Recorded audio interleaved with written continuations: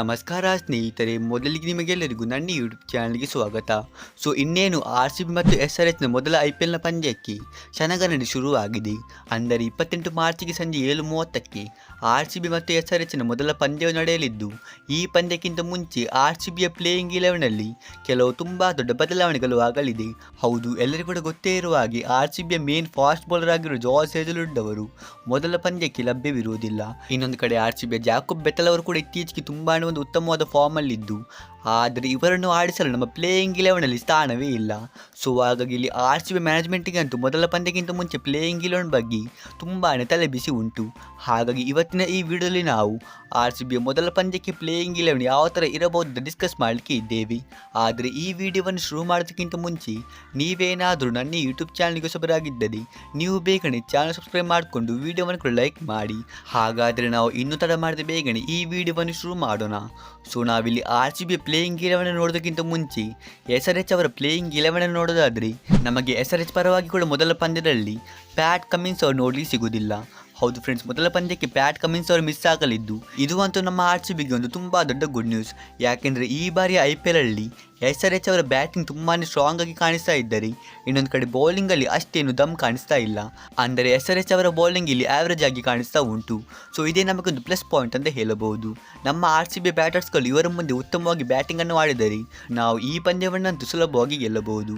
ಯಾಕೆಂದರೆ ನಮ್ಮ ಬಳಿ ಕ್ವಾಲಿಟಿ ಬ್ಯಾಟರ್ಸ್ ಇದ್ದಾರೆ. ಹಾಗಾದರೆ ಈಗ ನಾವು ಈ ಪಂದ್ಯಕ್ಕಿಂತ ಮುಂಚೆ ನಮ್ಮ RCBಯ ಹೊಸ ಪ್ಲೇಯಿಂಗ್ 11 ಯಾವ ಥರ ಇರಬಹುದು ಅಂತ ನೋಡೋದಾದರೆ, ನಮಗೆ RCBಯ ಪರವಾಗಿ ಈ ಒಂದು ಪಂದ್ಯದಲ್ಲಿ ಓಪನರ್ಸ್ ಆಗಿ ವಿರಾಟ್ ಕೊಹ್ಲಿ ಮತ್ತು ಫಿಲ್ ಸಾಲ್ಟ್ ಅವರು ನೋಡಲಿಕ್ಕೆ ಸಿಗುತ್ತಾರೆ. ಹೌದು, ಈ ಇಬ್ಬರು ಆಟಗಾರರು RCB ಓಪನಿಂಗ್ ಸ್ಥಾನಕ್ಕೆ ಮೊದಲ ಚಾಯ್ಸ್ ಆಗಿದ್ದು, ಇಲ್ಲಿ ಜಾಕೋಬ್ ಬೆಥೆಲ್ ಅವರಿಗೆ ಯಾವುದೇ ಒಂದು ಚಾನ್ಸ್ ಸಿಗುವುದಿಲ್ಲ. ಆದರೆ ಇಲ್ಲೇನಾದರೂ ಫಿಲ್ ಸಾಲ್ಟ್ ಅವರ ಫಾರ್ಮ್ ಕಳಪೆಯಾಗಿದ್ದರೆ ಜಾಕೋಬ್ ಬೆಥೆಲ್ ಅವರು ಮುಂದಿನ ಪಂದ್ಯಗಳಲ್ಲಿ ಆಡಬಹುದು. ಆ ನಂತರ ನಾವು ನಮ್ಮ ನಂಬರ್ 3 ಆಟಗಾರನ ಬಗ್ಗೆ ಮಾತಾಡೋದಾದರೆ, ನಮಗೆ ಮೊದಲ ಪಂದ್ಯದಲ್ಲಿ ನಂಬರ್ 3 ಆಟಗಾರನಾಗಿ ದೇವದತ್ ಪಡಿಕ್ಕಲ್ ಅವರು ನೋಡಲಿಕ್ಕೆ ಸಿಗುತ್ತಾರೆ. ಹೌದು ಫ್ರೆಂಡ್ಸ್, ದೇವದತ್ ಪಡಿಕ್ಕಲ್ ಅವರು ಇತ್ತೀಚೆಗೆ ತುಂಬಾ ಒಂದು ಉತ್ತಮವಾದ ಫಾರ್ಮಲ್ಲಿ ಇದ್ದು, ಮೊನ್ನೆ ನಡೆದ ಪ್ರಾಕ್ಟೀಸ್ ಮ್ಯಾಚಲ್ಲಿ ಕೂಡ RCBಯ ಪರವಾಗಿ ಇವರು ಅದ್ಭುತವಾದಂಥ ಬ್ಯಾಟಿಂಗ್ ಅನ್ನು ಆಡಿದ್ದಾರೆ. ಮತ್ತೆ ನಂಬರ್ 3ಯಲ್ಲಿ ನಮಗೆ ಲೆಫ್ಟ್ ಹ್ಯಾಂಡೆಡ್ ಬ್ಯಾಟರ್ನ ಕೂಡ ಅಗತ್ಯವಿದ್ದು, ಈ ಸ್ಥಾನಕ್ಕೆ ಇವರೇ ಒಂದು ಸೂಕ್ತವಾದ ಆಪ್ಷನ್. ಆ ನಂತರ ನಂಬರ್ 4 ಆಟಗಾರನಾಗಿ ಕ್ಯಾಪ್ಟನ್ ರಜತ್ ಪಟಿದಾರ್ ಅವರು ಆಡಿದರೆ, ನಂಬರ್ 5ಯಲ್ಲಿ ನಮಗೆ ಜಿತೇಶ್ ಶರ್ಮಾ ಅವರು ನೋಡಲಿಕ್ಕೆ ಸಿಗುತ್ತಾರೆ. ಆಮೇಲೆ ನಂಬರ್ 6ಲ್ಲಿ ಫಿನಿಷರ್ ಟಿಮ್ ಡೇವಿಡ್ ಅವರು ಆಡಲಿದ್ದು, ಇವರೊಬ್ಬ ಅಟ್ಯಾಕಿಂಗ್ ಬ್ಯಾಟರ್. ಆ ನಂತರ ನಮಗೆ ನಂಬರ್ 7ನಲ್ಲಿ ನಮ್ಮ left handed batter Krunal Pandya ಅವರು ನೋಡಲಿಕ್ಕೆ ಸಿಗುತ್ತಾರೆ. ಹೌದು, ಕೃನಾಲ್ ಪಾಂಡ್ಯ ಅವರೊಬ್ಬ ಉತ್ತಮವಾದ ಸ್ಪಿನ್ನರ್ ಆಗಿದ್ದು, ಇದರ ಜೊತೆಗೆ ಇವರು ಬ್ಯಾಟಿಂಗ್ ಅಲ್ಲಿ ಕೂಡ ಅದ್ಭುತವಾಗಿ ಆಡುತ್ತಾರೆ. ಹಾಗಾಗಿ ಇವರು ಈ ಬಾರಿ ನಮಗೆ ನಂಬರ್ 7ನಲ್ಲಿ ನೋಡಲಿಕ್ಕೆ ಸಿಗುತ್ತಾರೆ. ಆ ನಂತರ ನಂಬರ್ 8ಲ್ಲಿ ಬಂದ್ಬಿಟ್ಟು ರೊಮಾರಿ ಶೆಫರ್ಡ್ ಅವರು ಆಡಲಿದ್ದು, 9ನೇ ಸ್ಥಾನದಲ್ಲಿ ಮಂಗೇಶ್ ಯಾದವ್ ಅವರು ಆಡುತ್ತಾರೆ. ಹೌದು, ಮಂಗೇಶ್ ಯಾದವ್ ಅವರೊಬ್ಬ ಆಲ್ರೌಂಡರ್ ಆಗಿದ್ದು, ಇವರು ಬೌಲಿಂಗ್ ಜೊತೆಗೆ ಬ್ಯಾಟಿಂಗ್ ಕೂಡ ಅದ್ಭುತವಾಗಿ ಆಡುತ್ತಾರೆ. ಅದೇ ಒಂದು ರೀಸನ್ ಇಂದಾಗಿ ನಾನು ಇವರನ್ನು 9ನೇ ಸ್ಥಾನದಲ್ಲಿ ಇಟ್ಟಿದ್ದೇನೆ.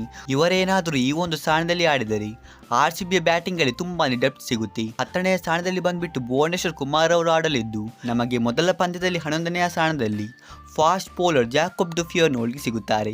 RCBಯಲ್ಲಿ ಆಸ್ ಇಂಪ್ಯಾಕ್ಟ್ ಪ್ಲೇಯರ್ ಆಗಿ ಸುಯೇಶ್ ಶರ್ಮಾ ಅವರನ್ನು ಬಳಸಬಹುದು. ಇದು ಆಗಲಿದೆ RCBಯ ಮೊದಲ ಪಂದ್ಯಕ್ಕೆ ಸ್ಟ್ರಾಂಗೆಸ್ಟ್ ಪ್ಲೇಯಿಂಗ್ 11.